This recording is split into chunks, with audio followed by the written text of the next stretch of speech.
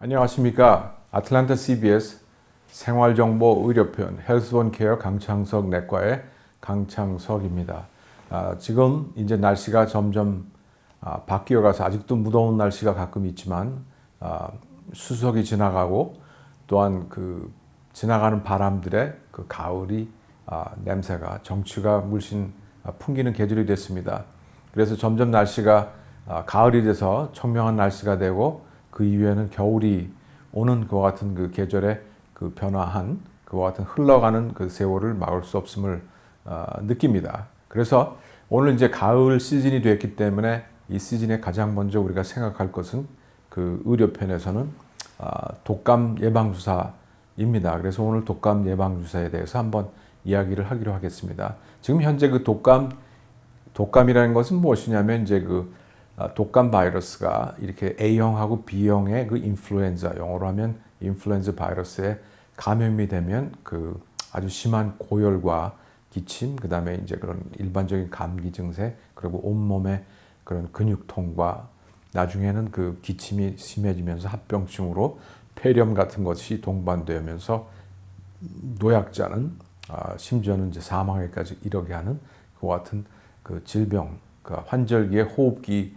그 기관지 병을 우리가 독감이라고 얘기하죠. 그래서 매년 오는 겨울철에 이 독감이 이제 유행하기 시작하는데 이 유행하는 독감을 우리 현대의학에서는 독감 예방 주사를 개발해서 매년 그 독감 예방 주사를 접종을 실시하고 있습니다. 그래서 일반적으로 우리가 독감의 시즌으로 치면 대개 한 11월부터 4월까지를 이 북반부에서는 독감 시즌으로 치고요.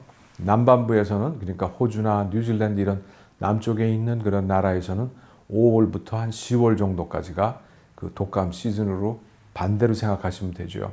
또한 그 상식적으로 볼 때에는 그러니까 열대지방으로 갈수록 그 시즌이 없습니다. 그러니까 1년 내내가 독감이면 독감 시즌이 될 수 있다는 것. 그 다음에 이제 크루즈나 이런 걸 타시면 또 역시 그 크루즈를 타실 때는 시즌이 없다는 것.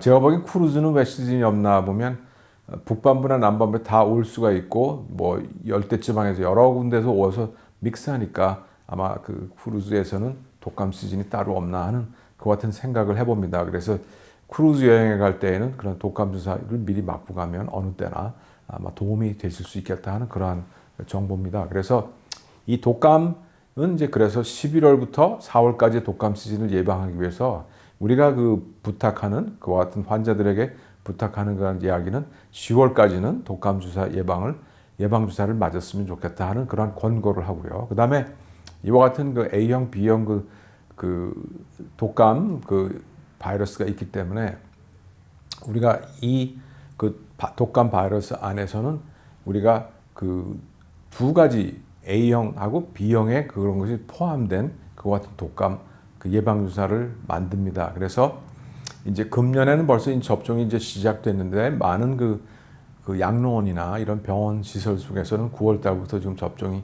시작됐습니다. 대개 이 독감 예방 주사는 접종을 받은 후 약 한 2주 정도가 경과해야 그 항체가 즉 면역력이 생깁니다. 그래서 예를 들면 10월 말까지 맞으면 한 11월 중순이 돼서야 그 면역이 생기기 때문에 개인적으로 볼 때는 아무래도 그 추수감사절, 그 땡스기빙 그 전에까지는 면역이 형성될 수 있도록 하면 좋지 않겠는가. 왜냐하면 미국에서의 제일 큰 명절 중에 하나인 그 추수감사절 되면 정말로 전 미국에서 또 많은 사람들이 여행을 하면서 정말로 독감균을 서로들 그 교환하고 퍼뜨리는 아주 큰 그 행사가 아닌가 이렇게 생각합니다. 그래서 그런 전까지 그 독감 예방 면역력을 키우려면 늦어도 11월 초까지는 맞아야 됩니다. 그래서 10월 말까지는 접종을 하십시오 하는 것이 저희들 CDC의 권고 사항입니다. 그러면 이와 같은 그 독감 예방 주사는 도대체 어떻게 만들까 하는 궁금증이 또 있을지 모르겠습니다. 이 독감 예방 주사는 그 CDC하고 WHO가 전 세계에 그 같이 그 콜라보레이션하는 협력하는 그런 단체를 통해서 전 세계에서 그 유행하는 그와 같은 감기 독감 그들을 계속 추적을 하면서 이렇게 그 한 해를 보냅니다. 그래서 다가오는 다음 해에는 어떠한 독감이 그렇게 유행할 것을 가장 그래도 정확하게 맞추려고 노력하면서 준비하는 가운데에 독감 시즌이 끝나면서 전년도의 독감 시즌이 끝나면서 추적하고 그동안에 모집했던 그 데이터들을 모아서 그 네 종류의 그 A형에서 두 종류, B형에서 두 종류의 네 종류의 유행할 독감을 정해서 그것을 치킨 에그, 그러니까 계란의 그 닭의 그 계란을 통해서 거기서 배양해서 만드는 것이 가장 통상적인 일반 그 독감 약이 되겠습니다. 그래서 그 약에는 세 종류가 들어간, 그러니까 A형에서 두 종류, B형에서 한 종류가 해서 세 종류의 다른 바이러스가 들어간 그 독감 예방주사와 어떤 또 한 가지는 A형에서 두 종류, B형에서 두 종류, 즉 네 종류의 독감 바이러스가 들어간 이번 크게 두 종류의 그 독감 바이러스를 그 CDC에서 권장하고 있습니다.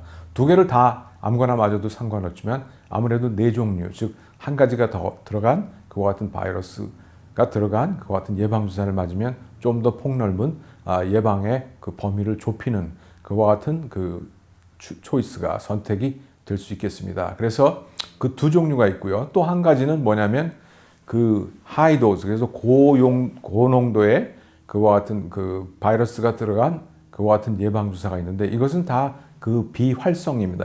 영어로 얘기하면 inactivated. 그래서 살아있는 균이 아니라 그 이렇게 그 정지시킨 그와 같은 균을 사용합니다. 독감 바이러스에서. 그래서 그 다음에 이제 65세 이상이 된 사람은 그 고농도의 그 예방주사를 권장한다 이렇게 되어 있지만 기존의 모든 대부분의 일반인들이 맞는 그 싱글 도즈, 한 도즈의 3가나 3가지나 4가지 종류의 바이러스도 접종할 수 있다 이렇게 되어 있습니다. 그래서 그 65세 이상의 그 어르신들이 꼭 그 높은 용량의 예방주사를 꼭 그것만 맞아야 되냐가 아니라 정확히 말씀드리면 독감 예방주사가 고농도의 독감 예방주사가 그 사용이 가능하면 그것을 맞고 그렇지 않으면 그 일반적인 독감 예방주사도 맞을 수 있습니다. 그것이 권장 사항입니다. 그래서 독감은 누가 주사를 맞는가 하면 6개월부터 그 이상의 모든 성인들이 다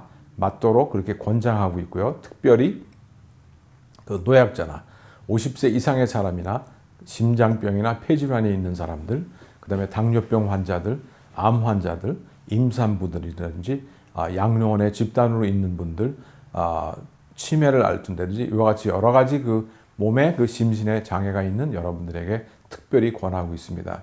그리고 또한 그 장기 이식을 환자들도 당연히 높은 그러한 그 인디케이션, 즉 적용 대상이 되겠습니다.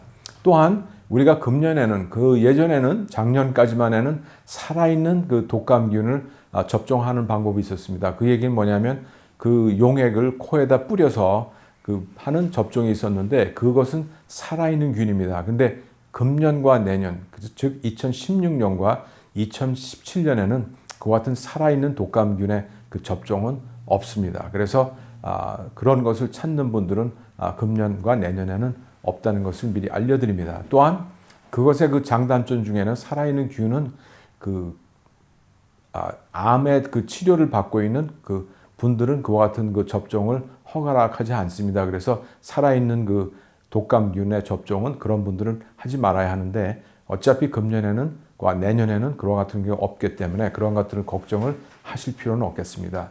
그러면 이와 같은 그 독감 그 예방주사를 맞으면 많은 분들이 그 입에서 입으로 전하는 것은 많은 분들이 그 주사를 맞고 난 이후에 뭐 아팠다. 또 어떤 분들은 나는 평생 독감을 안 걸렸었는데 그 주사를 맞은 이후에 독감이 너무 심해서 안 맞겠다 하는 분들이 많고요. 그 다음에 어떤 분들은 누구누구가 그거 독감 주사를 맞고 뭐 돌아가셨다 하는 이런 얘기까지도 이제 도는데 그와 같은 그 독감 예방주사를 맞고 나서 이렇게 특별히 아팠다, 폐렴이 걸렸다, 또한 뭐 사망에까지 이뤘다 하는 것은 정말로 그렇게 흔하지 굉장히 그 희귀한 경우이고요. 가끔가다 정말로 희귀하게 그 독감으로 해서 길리안바레 그러니까 그 바이러스성 이론으로 온몸의 사지가 마비되는 그와 같은 것들이 있을 수는 있지만 정말로 희귀한 경우고요.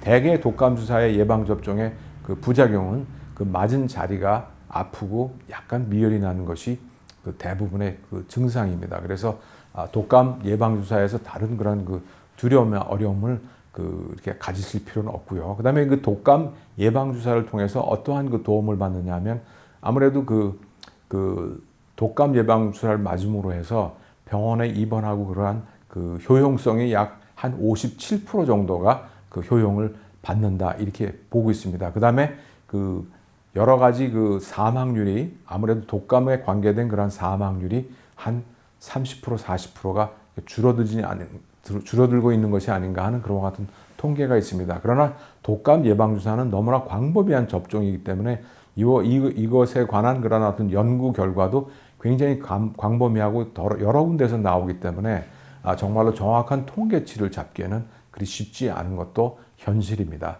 그래서 이 독감 시즌에 이 예방 주사를 맞으시고 그와 같은 그 예방하는 방법의 그 지혜를 가지시면 좋겠다 하는 그와 같은 말씀을 드리고요. 아무래도 이 독감 예방 주사를 계속적으로 맞을 때에 그 다음 해에 독감 예방이나 어떤 그 사망률이라든지 그런 것들도 많이 낮아지고 있음을 통계적으로 또한 보여주고 있습니다. 그래서 이 다가오는 독감 시즌에 미리미리 독감 예방 주사를 맞으시고 세 종류, 네 종류는 여러분의 선택 사항이지만 네 종류가 더 좋겠죠. 그다음에 65세 이상이 되는 그와 같은 그 어르신들은 그 고농도의 그 백신을 맞을 수도 있겠다. 그렇지만 그 기존 나머지 모든 분들이 일반적으로 맞는 그 저농도의 그 독감 주사 예방 주사도 맞을 수 있다는 것. 그다음에 6개월 그 어린아이부터 그 이상의 사람들이 독감 예방 주사의 그 적용 대상이 된다. 그러나 그 중에서도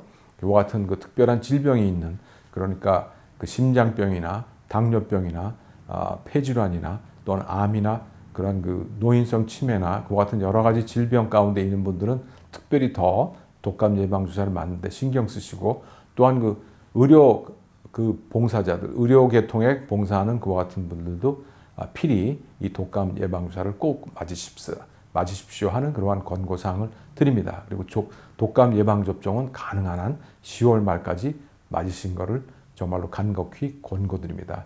이상으로 헬스원 케어 강창성 내과에서 말씀드렸습니다. 여러분 안녕히 계십시오.